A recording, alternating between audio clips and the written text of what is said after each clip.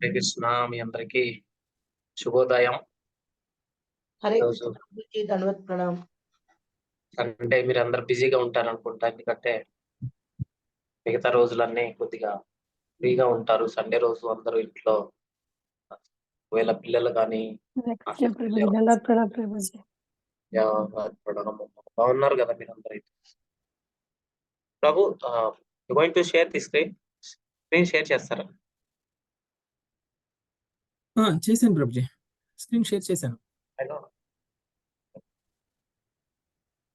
Okay, మనం first గా జగన్నాథ్ బలదేవ్ సుభద్ర మహారాణి దర్శనం చేసుకుందాము. గవర్నమెంట్ ఉన్నారు, ఇక్కడ వామన దేవ్ ఉన్నారు, పచ్చతత్వ ఉన్నారు. సో మనం ఫస్ట్ ప్రేయర్స్ స్టార్ట్ చేద్దాం. ఓం అజ్ఞానతిభ్రాంతస్య జ్ఞానాంజన శ్లాకాయ చక్షురున్మిలితం యేన తస్మై శ్రీ గురువే నమః. ఓం విష్ణుపదాయ కృష్ణ ప్రేష్ఠాయ శ్రీమతే వేదాంత స్వామి నమస్తే సారస్వతి దేవి గౌరవాయ నిర్విశేష శూన్యవాది పాశ్చాత్య దేశకాయ. జయ శ్రీ శ్రీ వసతి. హరే కృష్ణ హరే కృష్ణ కృష్ణ కృష్ణ హరే హరే రామ రామ రామ రామ హరే హరే. జై శ్రీల ప్రభుపాద్ की, श्रीमद् भागवत गीता की। ओम नमो भगवते वासुदेवाय। नमो भगवते वासुदेवाय। ओम नमो भगवते वासुदेवाय। भगवते वासुदेवाय।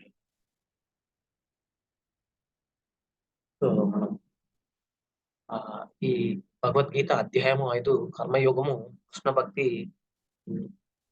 రసభావిత కర్మ.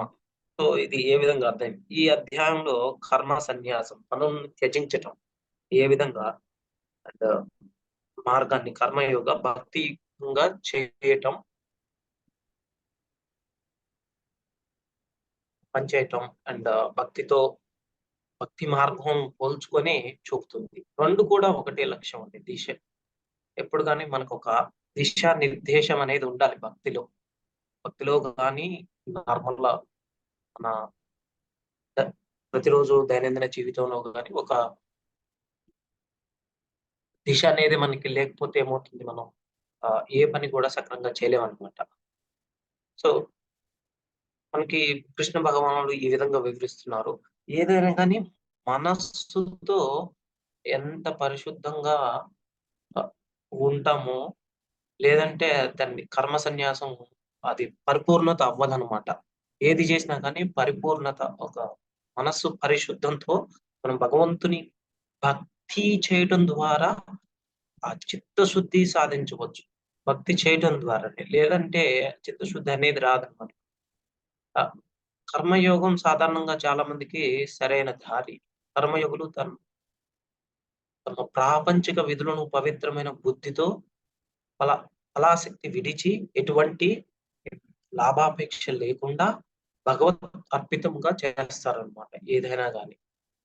ఈ విధంగా మనకి చూస్తే తామరాకు ఉంటుంది. తామరాకు నీటిలో ఉంటుంది, అది నీటిలో తేలి ఆడుతూ ఉంటుంది.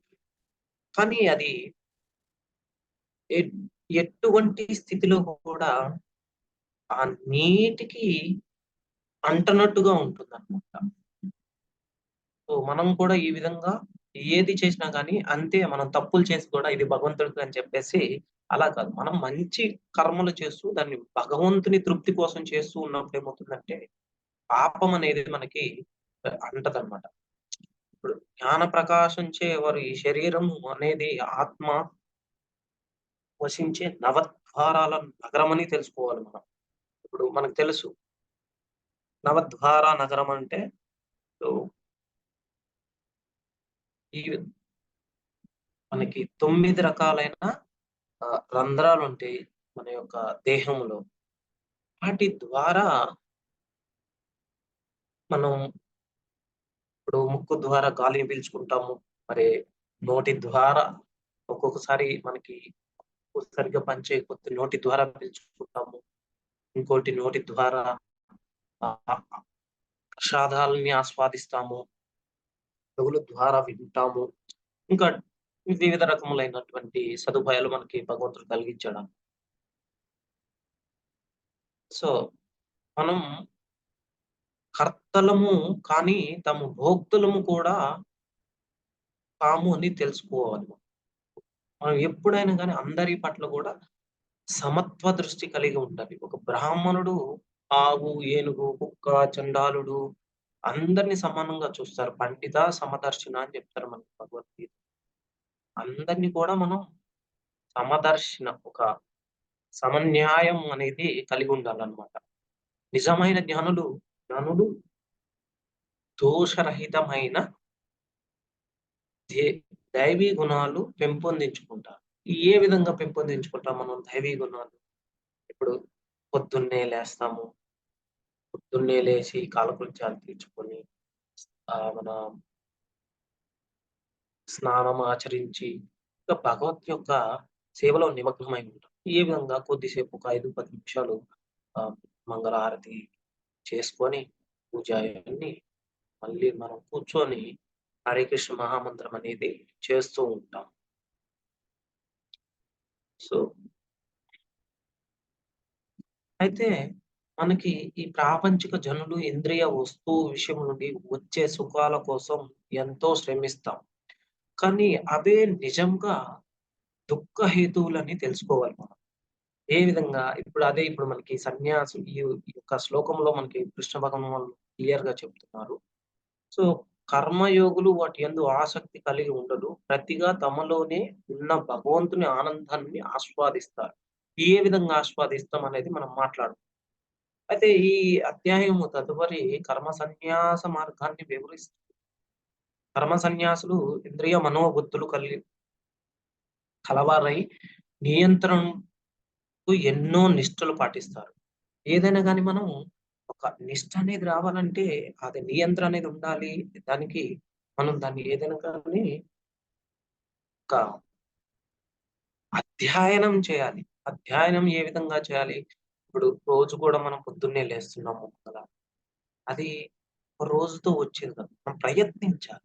ప్రయత్నించి ఆ ప్రయత్నం ద్వారా మనం ఒక లక్ష్యాన్ని నిర్దేశించుకొని, ఆ లక్ష్యాన్ని ఏ విధంగా చేరుకోవాలని చెప్పేసి దానికి మనం శాయశక్తులా ప్రయత్నించాలి.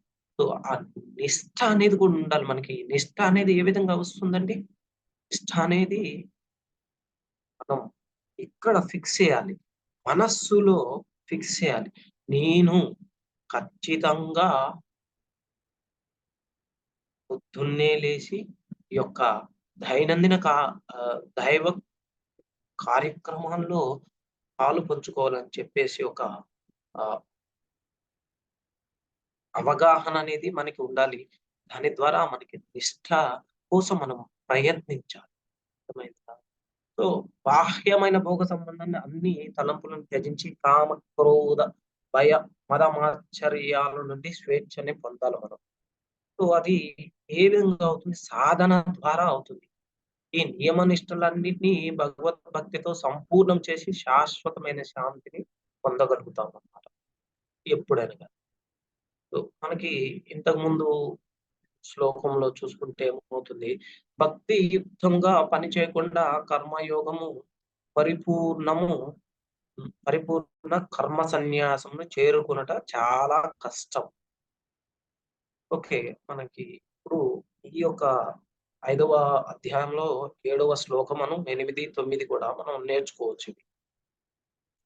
ఒక గొప్ప బాహువులు కలవాడా కానీ కర్మయోగము నిష్ఠాతుడైన ముని శీఘ్రంగా పరమాత్మను పొందు. ఆ విధంగా మనకి ఒక గత వర్స్ చూసుకుంటే. ఇప్పుడు వచ్చేసి మనకి 7వ శ్లోకము. 7వ శ్లోకం ఒకసారి పెట్టండండి. యోగయుక్తో విశుద్ధాత్మా విజితాత్మా జితేంద్రియః భూతాత్మా కుర్వన్నపి న లిప్యతే. సో, మీరు ఏమన్నా రిపీట్ చదువు చేస్తారా నాతో పాటు?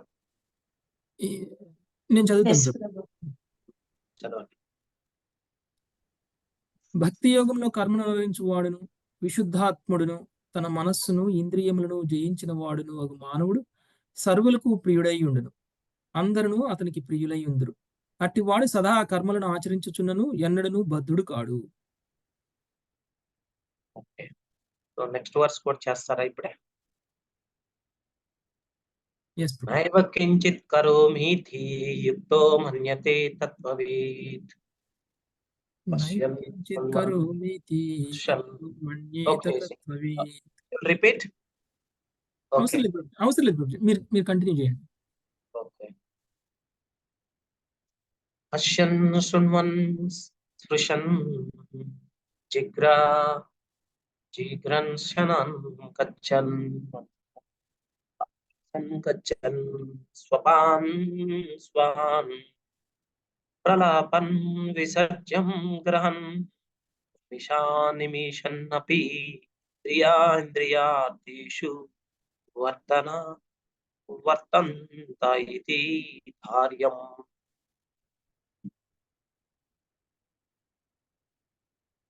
సో దివ్య చైతన్యవంతుడైన వ్యక్తి చూచుట, వినుట, తాకుట, వాసన చూచుట, భుజించుట, అటునిటు కదులుట, నిద్రించుట, శ్వాసించుట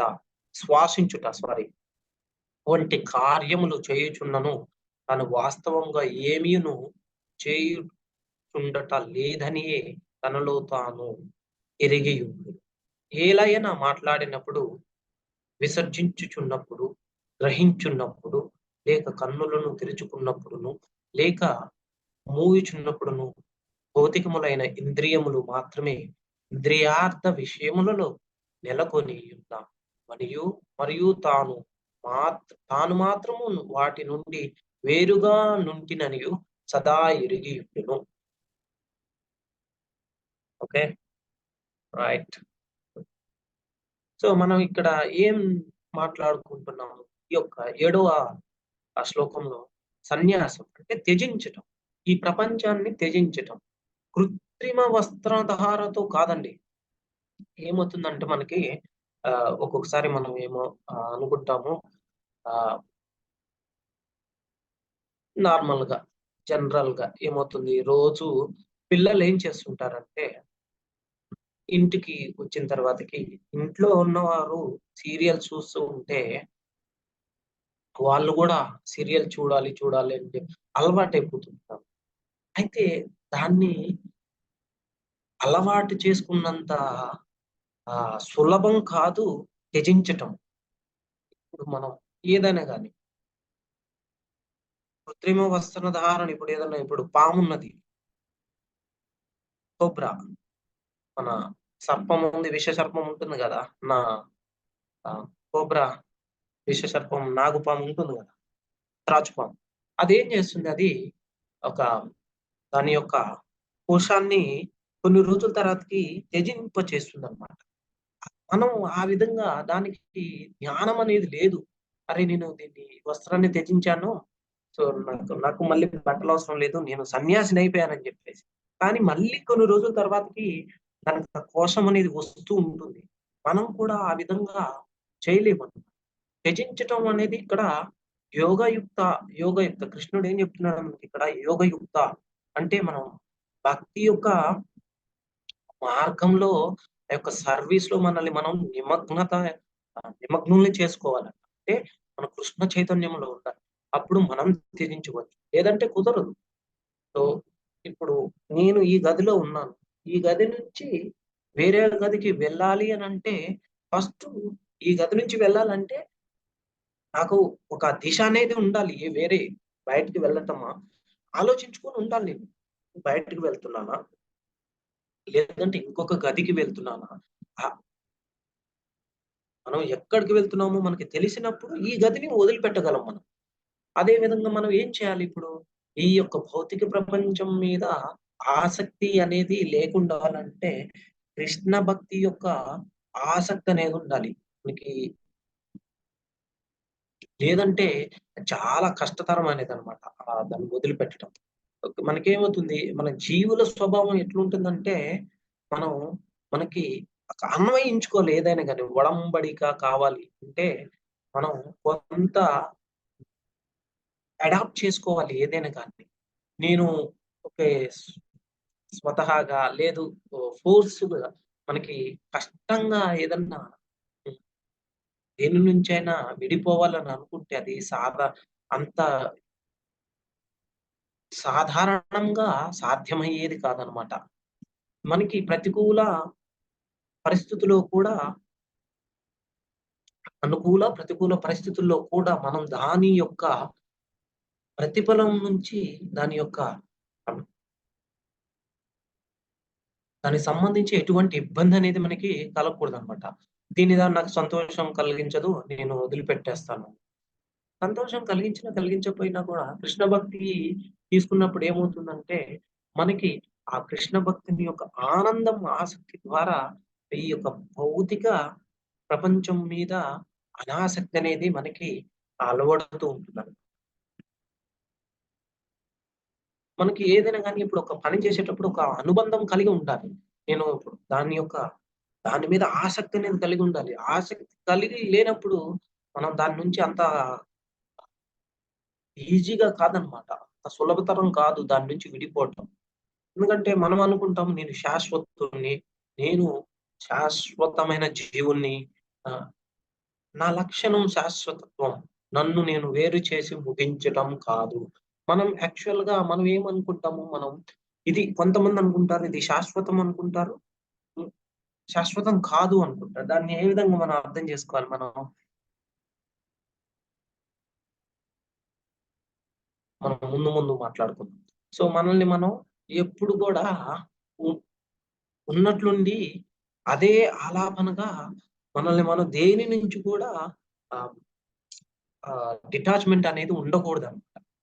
దాన్ని ఒక సాధన బట్టి కృష్ణ భక్తిని చేసుకోవటం ద్వారానే మనం ఆ అనుబంధాన్ని కృష్ణుడి మీద అనుబంధం కలిగి ఉన్నప్పుడు మిగతా యొక్క దైనందిన జీవితంకు సంబంధించినటువంటి ఒక భౌతిక ప్రపంచం నుండి మనం నెమ్మదిగా విడిపోగలుగుతాం. మనకేం చెప్తున్నారు? సన్యాసస్తు మహాబాహో! నేను కృత్రిమంగా నన్ను విడిచిపెట్టినట్లయితే, ఈ ప్రపంచాన్ని త్యజించినట్లయితే, మనకి కృష్ణుడు ఏం చెప్తున్నాడు? దుఃఖం ఆప్తుం అయోగతః. అంటే మనల్ని మనం ఒక నిశ్చయమైన ఒక కార్యం నందు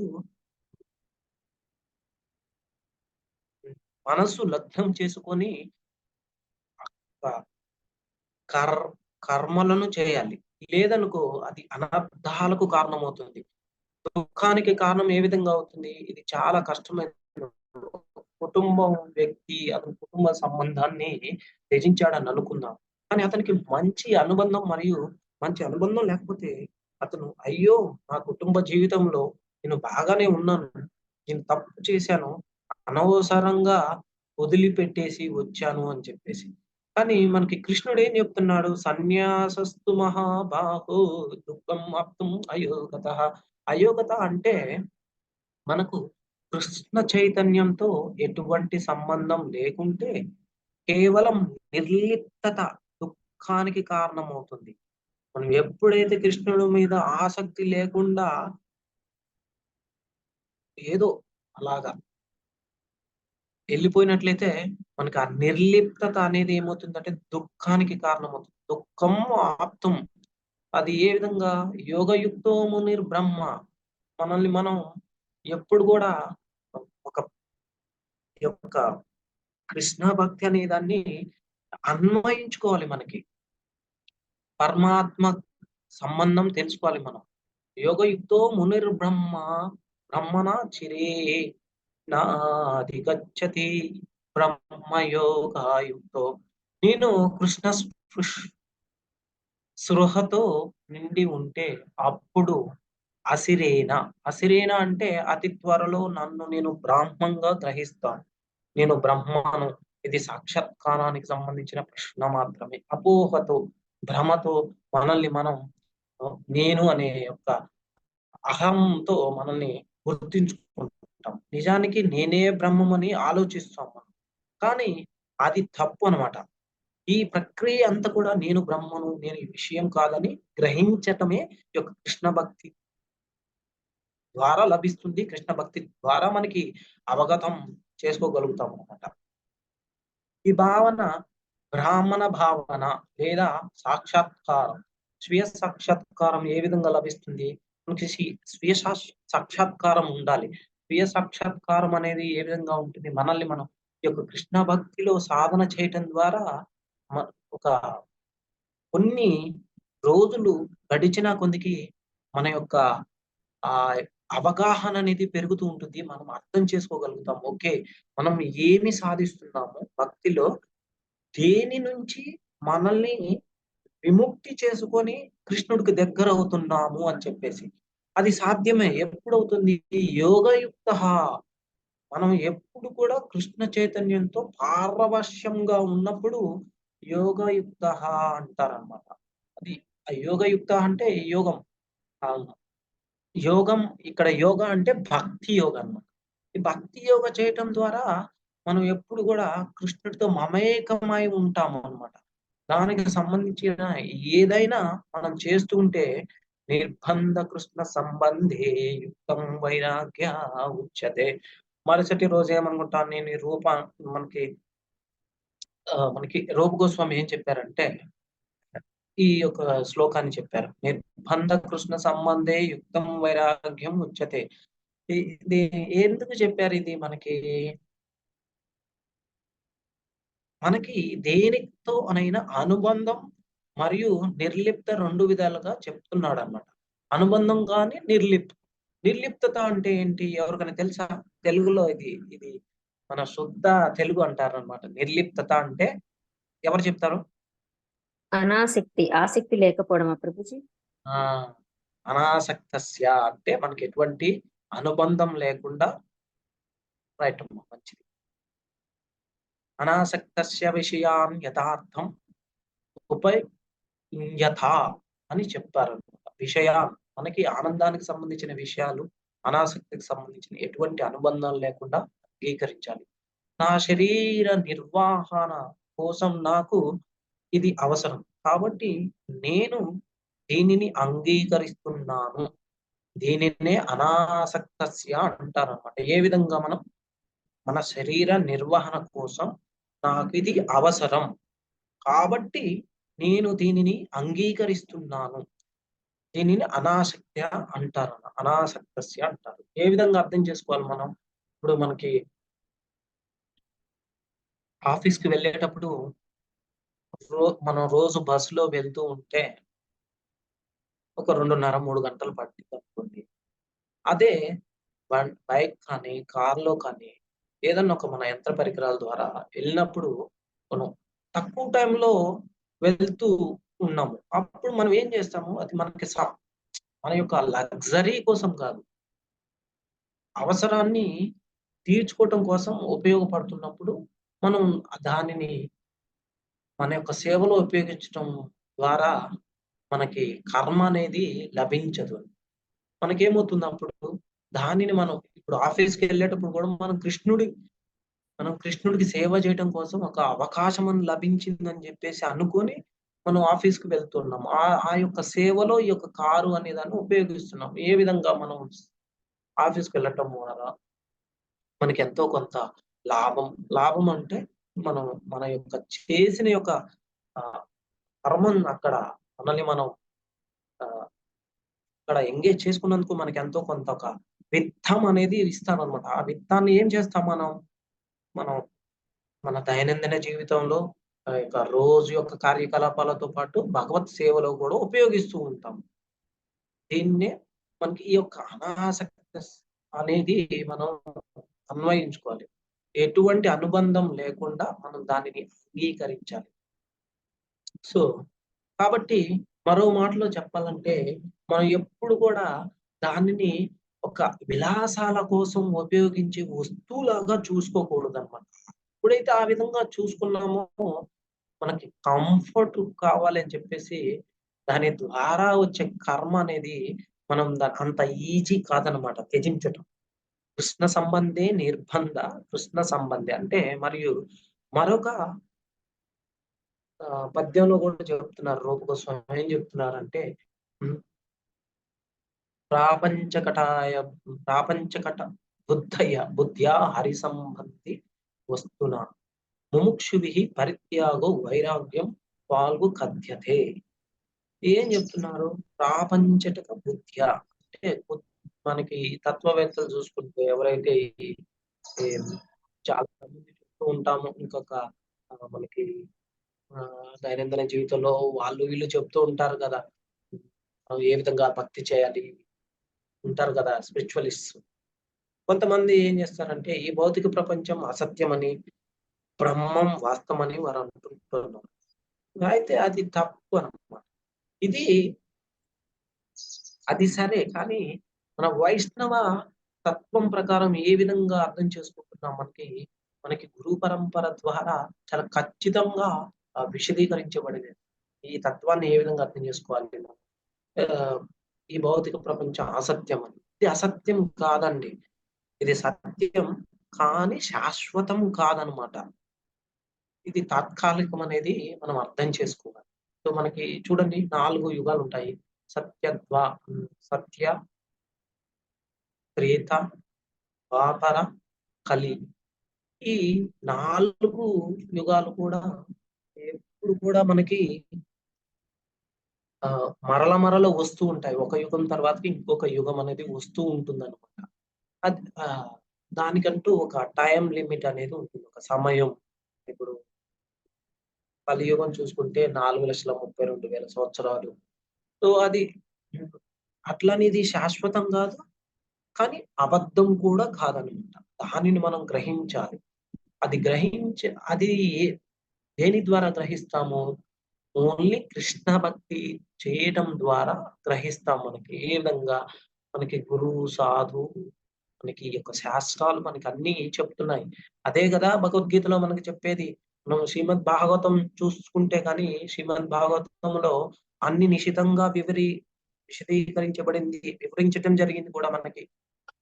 నిజ జీవితంలో ఏ విధంగా మనం దాన్ని అర్థం చేసుకోవాలి అని చెప్పేసి కృష్ణుని యొక్క భక్తులు వారి యొక్క జీవితంలో ఏ విధంగా ఎటువంటి కష్టాలనైనా సరే చాలా సులభతరంగా భక్తి ద్వారా జయించి ఈ యొక్క సన్యాసం అంటే మనం ఉన్న బలంగా ఫ్యామిలీని వదిలిపెట్టేసి అట్లా కాదు. సన్యాసం చేసుకోవాల్సిన అవసరం లేదండి అందరూ కూడా. సన్యాసం ఇప్పుడు అదే మనం గృహస్థ జీవితంలో ఉన్నప్పుడు మనం ఖచ్చితంగా కృష్ణ భక్తిలో మనల్ని మనం నిమగ్నం చేసుకొని కృష్ణుని యొక్క సేవ కోసం మనల్ని ఉపయోగించుకుంటూ ఆ యొక్క భక్తి మార్గంలో ఉన్నప్పుడు సన్యాసం అవసరం లేదు. సన్యాసం తీసుకున్న వారితో సమానంగా మనకి శ్రీల ప్రభుపాదులు వారు చెప్తున్నారు.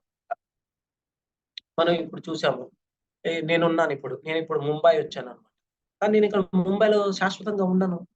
నేను మాయాపూర్ యాక్చువల్గా. మళ్ళీ కొన్ని రోజుల తర్వాత నేను మాయాపూర్ వెళ్ళిపోతాను. ఇది కూడా అంతే. మనం కొద్ది సమయం కోసం ఇక్కడికి వచ్చాం మనం. ఆ సమయం అయిపోయిన తర్వాతకి ఈ యొక్క ప్రదేశాన్ని వదిలిపెట్టేసి వేరే ఒక ప్రదేశానికి వెళ్తాం. అయితే మనం నిర్ణయించుకోవాలి ఈ యొక్క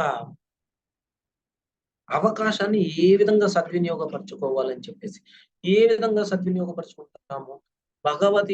భగవద్భక్తి యొక్క సేవలో ఉపయోగించుకున్నట్లయితే మన యొక్క ఈ జీవితానికి ఒక సార్థకత అనేది లభిస్తుంటుంది. తాత్కాలిక విషయాన్ని తప్పు అని చెప్తే అది సరైన నామకరణం కాదంటాం మనం. సరైనది కాదు. తాత్కాలికం, ఒక విషయం తాత్కాలికం కావచ్చు, కానీ అది తప్పు కాదు. మనకు ఇప్పుడు నేను ఒక ఏమంటారు, మనం సందర్శకుడు, తెలుగులో సందర్శకులు అని చెప్తారు కదా, ఒక ప్రదేశానికి వెళ్ళినప్పుడు నేను సందర్శకుడిని. ఇది కూడా అంతే. ఈ దేహము ఒక సందర్శకుడు లాంటిది. ఈ యొక్క దేహాన్ని సందర్శకుడు లాగా వచ్చి మనం ఆవహించాము దేహాన్ని.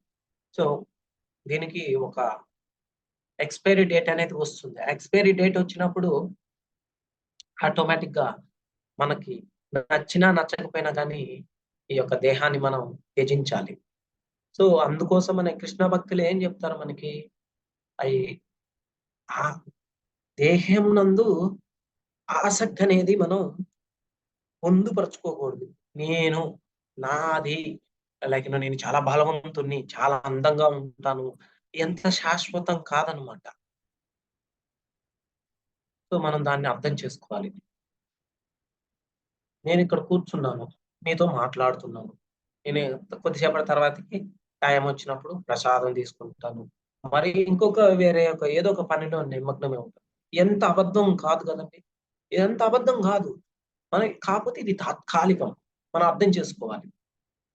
సో హరి సంబంధ వస్తున్నా, ప్రతిదానికి కృష్ణుడితో సంబంధం ఉంది అని తెలుసుకోవాలి మనం. సో ఆ అవగాహన చాలా అవసరం.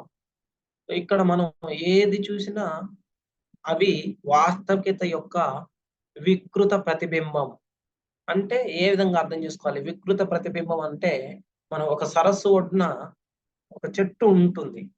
ఆ చెట్టు నీటి లోపల వక్రంగా ప్రతిబింబిస్తూ మనకు కనిపిస్తూ ఉంటుంది. అంటే పైభాగం కిందికి పోయి రూట్ మనకి యొక్క ఏర్లు కింద పైకి వచ్చినట్టు కనిపిస్తుంది. మరి మనకి ఈ యొక్క 15వ అధ్యాయంలో చెప్తారనమాట. ముందు మనకు వస్తుంది మనకి బనియన్ ట్రీ దాని గురించి. సో ఈ విధంగా వివరించడం మనం అది తెలుసుకోవచ్చు అనమాట. బనియన్ ట్రీ అది ఏంటనేది మనకి ముందు అర్థమవుతుంది. ఈ ప్రపంచం ఒక వికృత ప్రతిబింబం మరియు ఇది వాస్తవికతకు ప్రతిబింబం కాబట్టి ఇది చాలా చక్కగా కనిపిస్తుంది. మనం దాన్ని వాస్తవంగా తీసుకుంటాం. దాన్నే భ్రమ అంటారు. ఎండాకాలంలో రోడ్డు మీద నడుస్తూ ఉంటే మనకి దూరం నుంచి ఎండమావులు కనిపిస్తూ ఉంటాయి. అనిపిస్తుంది మనకి ఏదో అక్కడ నీరు ఉన్నది అని చెప్పేసి. కాకపోతే అక్కడ నీరు లేదు. అది భ్రమ. అది ఏ విధంగా మనకి ఆ భ్రమ అనేది కల్పిస్తుంది? ఆ దానిని అర్థం చేసుకోవటం అంత ఈజీ కాదు. అంత కృష్ణమాయ అనమాట. కృష్ణమాయను అర్థం చేసుకోవాలంటే సో మనం ఈ భగవద్గీతను చదవటం ద్వారా మనకి అర్థమవుతుంది. మరియు ఇది తాత్కాలికమైనది. నేను దేనికి ఎప్పుడు కూడా ఏం చేస్తాం, ఈ చైర్ ఉంది, దీన్ని ఈ విధంగా వెనక్కి అంటూ ఉన్నప్పుడు ఏమవుతుంది, ఎక్కువసేపు అన్నాను అనుకో ఆ గ్రిప్ అనేది గ్రిప్ పోయి కింద పడిపోతాం. సో మనకి తెలియాలి ఏ అటాచ్మెంట్ ద్వారా మనకి దీని మీద ఉన్న అటాచ్మెంట్ మనకి ఒక నమ్మకం అనమాట. ఇది శాశ్వతమైనది కాదు. దీని మీద ఉన్న ఈ నమ్మకం ద్వారా మనం ఏం చేస్తాం అంటే మన పరిధులను దాటి మనం ప్రవర్తిస్తూ ఉంటాం. సో మనం కూడా ఆలోచించుకోవాలి. ఈ దేహము శాశ్వతమైనది కాదు, ఇది తాత్కాలికమైనది. ఈ తాత్కాలికమైన దానాన్ని ఈ కృష్ణుడితో ఏ విధంగా అనుబంధాన్ని అలవర్చుకోవాలని చెప్పేసి మనం వాస్తవికతలో ఉండాలి. కాబట్టి వాస్తవికత అనేది ఏంటది అంటే కృష్ణ భక్తి, కృష్ణుడు. ఇది కూడా వాస్తవం. కానీ తాత్కాలికం. ఏది తాత్కాలికం? ఈ యొక్క దేహం అనేది. మన తాత్కాలికం నుండి వాస్తవంలోకి రావాలి. అదే విధంగా మనకు రూప గోస్వామి ఏం చెప్తున్నారు ఇక్కడ? ప్రాపంచికటయ బుద్ధ్యా హరి సంబంధ వస్తునా. ఇప్పుడు ఈ భౌతిక ప్రపంచం పరమాత్ముని శక్తి యొక్క అభివ్యక్తి కాబట్టి అది పరమాత్మతో చాలా సన్నిహిత సంబంధాన్ని కలిగి ఉంటుంది.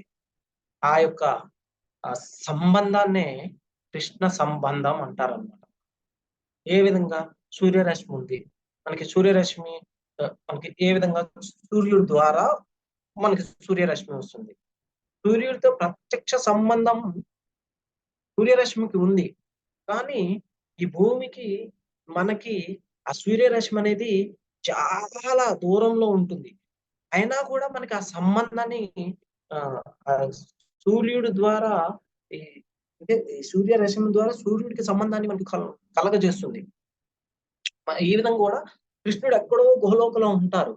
మనం కూడా గోలోకంలో ఉన్నా ఇక్కడ ఉన్నా మనం చూడకపోవచ్చు. సూర్యుడిని చూస్తున్నాం కానీ గోలోకాన్ని చూడకపోవచ్చు. గోలోకాన్ని ఏ విధంగా చూడాలి?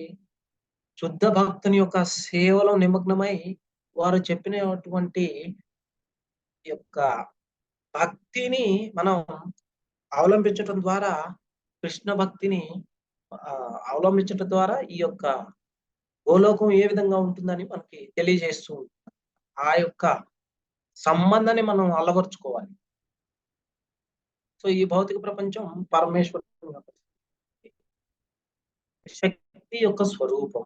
దాన్ని ఏ విధంగా అర్థం చేసుకోవాలి? దాన్ని మన పరమాత్మతో సన్నిహిత సంబంధాన్ని కలిగి మనకి ఈ దేహంలో ఆత్మ పరమాత్మ రెండు ఉన్నాయి. ఏ విధంగా అర్థం చేసుకుంటాం ఆత్మ పరమాత్మ? ఇంతకు ముందు మనకు 2వ అధ్యాయంలో మనం ఆల్రెడీ చదివి ఉండొచ్చు మీరు. ఆ ఏ విధంగా ఈ యొక్క ఆత్మ ఏ విధంగా పనిచేస్తుంది, అసలు దీన్ని ఏ విధంగా వస్తుంది అని చెప్పేసి ఈ దేహంకి. మనం ఏది కూడా కృష్ణునితో సంబంధాన్ని కలిగి ఉండటం వల్ల మనకి ఆ శక్తి వస్తుందన్నమాట. సో మనం మొత్తం విషయం ఏంటంటే, నేను కృష్ణుని కొరకు వినియోగించుకోవాలి. ఏది లభించినా గాని. కృష్ణుని కొరకు వినియోగించాలి. ఈ భౌతిక ప్రపంచాన్ని కృష్ణుడి కోసం ఉపయోగించినట్లయితే ఎటువంటి ఇబ్బంది లేదు. మనకి ఎటువంటి అశాంతి అనేది కూడా ఉండదన్నమాట. శాంతి మరియు ప్రశాంతత అనేది ఆనందం మనకి ఎప్పుడైతే శాంతి ప్రశాంతత ఉంటుందో ఈ యొక్క ఆనందాన్ని మనం కలుగుతాం. ఆనందం వస్తుంది. ఆనందాన్ని ఎక్స్‌పీరియన్స్ చేస్తాం. సో అదే సమయంలో తదుపరి ప్రపంచంలో ఆనందం. మనం పరిశీలిస్తే నేను నా ఆహారం తీసుకుంటున్నప్పుడు ఈ మంచి ఆహార పదార్థాన్ని కృష్ణుడు పంపాడు. ఆయన దయతో ఈ ఆహార పదార్థాన్ని నాకు పంపాడు. ఒక్క సెకండ్.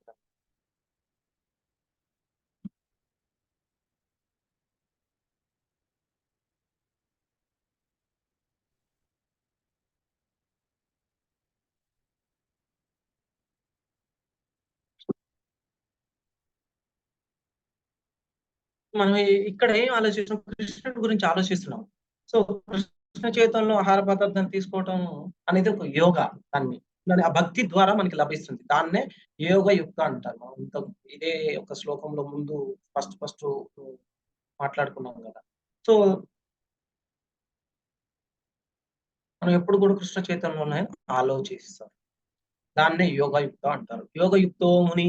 ముని అంటే ఎవరండి? ముని అంటే ఎవరైతే ఆలోచన పరుడు అతన్ని కృష్ణ భక్తిలో నిమగ్నం చేసుకుంటాడో వారిని ముని అంటారు. సో అప్పుడు కృష్ణుడి గురించి మనం ఎల్లప్పుడూ ఆలోచిస్తూ ఉన్నప్పుడు అట్లని మనం అంత ఈజీగా చెప్పలేము. నేను రోజు ఆలోచిస్తున్నాను, నేను మునిని అయిపోయాను, ఇప్పుడు నాకు ఇవన్నీ ఆకలి లేదు, నీరు లేదు, ఇవన్నీ అవసరం లేదు అని చెప్పేసి అది టైం పడుతుంది అనమాట. మనం ఏది కూడా ఒక టైం తీసుకొని నిదానంగా సాధన చేయటం ద్వారా శుద్ధ భక్తిని పొందుతాం మనం. సో యోగయుక్త మునిర్బ్రహ్మాణ చిరేనాదిగచ్చతి అంటే మనం బ్రహ్మ భావన స్థితమై ఉండాలి. మరియు ఈ యొక్క జీవితం యొక్క బ్రాహ్మణ భావంలో ఉన్న వెంటనే దాని యొక్క ప్రభావం బ్రహ్మభూత ప్రసన్నాత్మ నాశోచతి నాకాంక్షతి సమసర్వేషు. మనకి 18వ అధ్యాయంలో 54వ శ్లోకంలో చూసుకుంటే చెప్తుంది. మనం ఎప్పుడు కూడా ఆనందంగా ఉండటం కోసం చూసుకుంటాం. మనం బ్రహ్మభూత ప్రసన్నాత్మ నశోషతి అంటే మీరు అన్ని ఆందోళన నుండి విముక్తి పొందుతారు.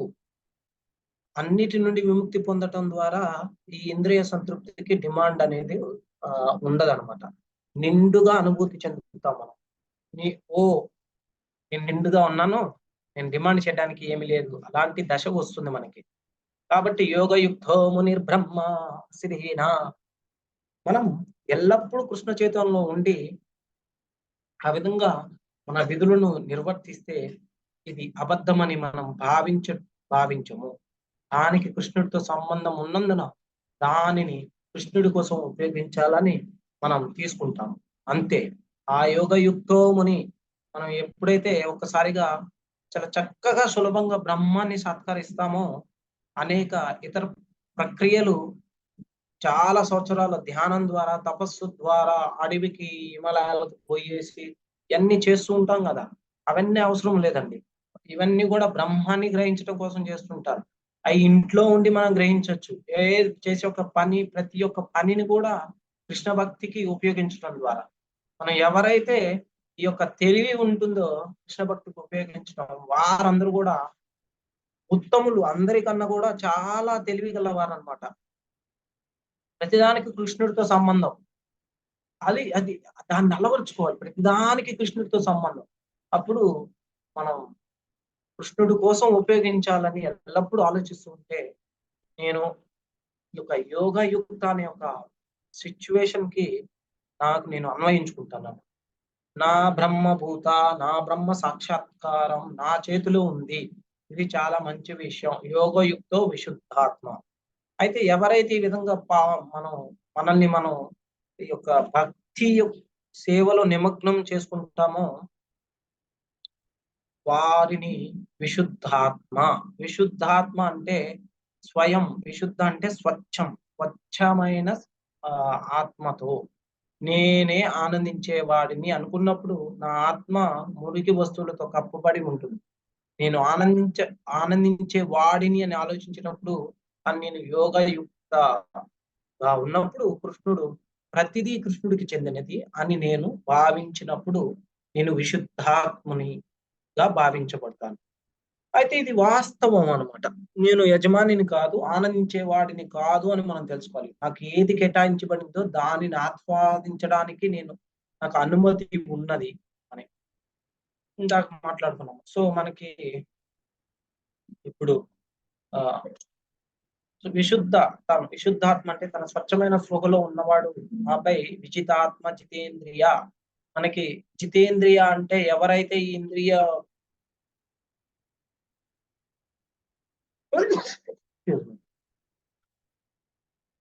భోగం లేకుండా ఉంటుందో వారిని జితేంద్రియ మనం భంగం కలిగించవద్దు అనమాట. మనం విజితాత్మ మరియు జితేంద్రియ అత్యాశ అనేది చాలా మనకి అపకారం కలిగిస్తుంది.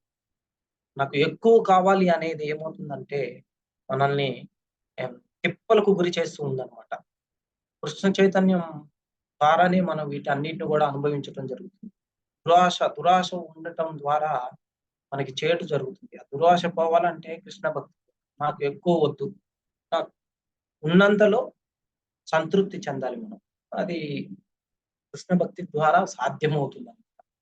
అందరూ అలా అనుకుంటే నాకేం వద్దు అని అనుకుంటే ఈ లోకంలో ఇబ్బంది అనేది కలగదు మనకి. సో ఎందుకంటే భగవంతుని దయ వల్ల కావలసినంత ఆహారం సరిపడా ఒక నిల్వ అనేది మనకి లభిస్తుంది. మానవ సమాజం మనం ఏం చేస్తామంటే మనకి ఒకసారి అవసరానికి మించి ఒక నిల్వను అనేది ఉంచుకుంటాం. ఎప్పుడన్నా వైపరీత్యం జరిగినప్పుడు దానిని మనం తీర్చుకోవటం కోసం. ఓకే, తప్పు లేదు వైపరీత్యం అంటే. కానీ మనం ఎక్కువ నిల్వ ఉంచుకోవడం ద్వారా ఇంకొక 10 మందికి ఇబ్బంది కలగకూడదు. అప్పుడు ఏమవుతుంది, అది విరుద్ధం అవుతుంది అన్నమాట, సృష్టి విరుద్ధం అవుతుంది. మనం ఆకలి ద్వారా చావును అనేది మనం సృష్టించకూడదు. సో మన పరిపూర్ణత కోసం ఎప్పుడైతే ప్రపంచ యొక్క శాంతి కోసం కూడా పనిచేస్తుండాలి. యోగయుక్తో విశుద్ధాత్మ. ఎవరైనా కృష్ణ చేతుల్లో నిండి ఉన్నప్పుడు అతను స్వచ్ఛమైన ఆత్మ. విజితాత్మ అంటే శరీరంపై నియంత్రణ కలిగి ఉండాలి. నియంత్రణ ఏ విధంగా వస్తుంది? ఇంద్రియాలను జయించాడని. ఇంద్రియాలు ఏ విధంగా జయిస్తాము? సర్వభూతాత్మ. మరియు అతన్ని అన్ని జీవులతో తాను గుర్తించుకున్నాడు. భూతాత్మ కుర్వన్నపి నలిప్యతే. ఎలాంటి జీవిత స్థితిలో పనిచేస్తే అతను ఆచరణాత్మకంగా ఏమీ చేయడన్నమాట. ఎప్పుడు కానీ మనం ఈ భౌతిక ప్రపంచంలో చిక్కుకున్నాం అనేది మనం అర్థం చేసుకోవాలి. మనం చేసే ప్రతి ఒక్క పని యొక్క ప్రతిచర్య దానికి ఉంటుందన్నమాట. కాబట్టి ఈ కృష్ణ చైతన్యంలో ఉండి నా ఆత్మలో ఉన్నాను, నేను ఆత్మ యొక్క స్వచ్ఛమైన స్థితిలో ఉన్నాను, మరియు నేను నా యొక్క శరీరాన్ని మరియు ఇంద్రియాలను నియంత్రిస్తున్నాను. నేను ప్రతి ఒక్కరితో ప్రతి జీవితం గుర్తింపు పొందుతున్నాను. అప్పుడు నాకు చిక్కు లేదు. మనకి ఇంకా 8-9 యొక్క శ్లోకంలో చూసుకుంటే ప్రలపన్ విసర్జన్ గృహన్ను మిషన్ అపేంద్రియానింద్రియార్థేషు వర్తాంత ఇది ధారయ. ఇంద్రియానింద్రియార్థేషు, ఇంద్రియాలు అంటే వాటి వల్ల ఉపయోగం ఉంటుంది. కాబట్టి పరిపూర్ణ జ్ఞానంలో ఉన్న తత్వవిత్ కూడా అతను తన ఇంద్రియాలను కూడా ఉపయోగిస్తున్నాడు. కానీ కృష్ణుడు ఇంద్రియాలకు యజమాని అని, మరియు అతను సాధన మాత్రమే అతనికి తెలుసు. అతను కృష్ణుడు ఎప్పుడు కూడా మనకి ఒక డైరెక్షన్ అనేది ఇస్తూ ఉంటాడు అనమాట. ఋషికేష్ తెలుసు కదా మనకి, ఇంద్రియాలు, లేదా మన మాటల్లో చెప్పాలంటే మన ఇంద్రియాలు కృష్ణ చైతన్యం యొక్క దిశలో పనిచేసినప్పుడు మనం క్రమంగా భగవంతుని వద్దకు ఇంటికి తిరిగి విముక్తి పురోగిస్తాము. దానిని ఏమంటాం మనం? కృష్ణ చేతుల్లో ఉన్నవాడు తనకు తెలుసు, అతను తత్వగుణవంతుడు. తత్వవిత్ అంటే కృష్ణుని అనుమతి లేకుండా నేను ఏమీ చేయలేను అనే సత్యాన్ని తెలుసుకున్నవాడు. అందువల్ల అతను ఏమీ చేయలేడు. కృష్ణుడు ఏది మంజూరు చేసినా అతను దానిని ఆస్వాదిస్తాడు, లేకపోతే లేదు. సో పశ్యన్ జిఘ్రన్ పశ్చన్న గచ్చన్ స్వపన్ స్వసన్.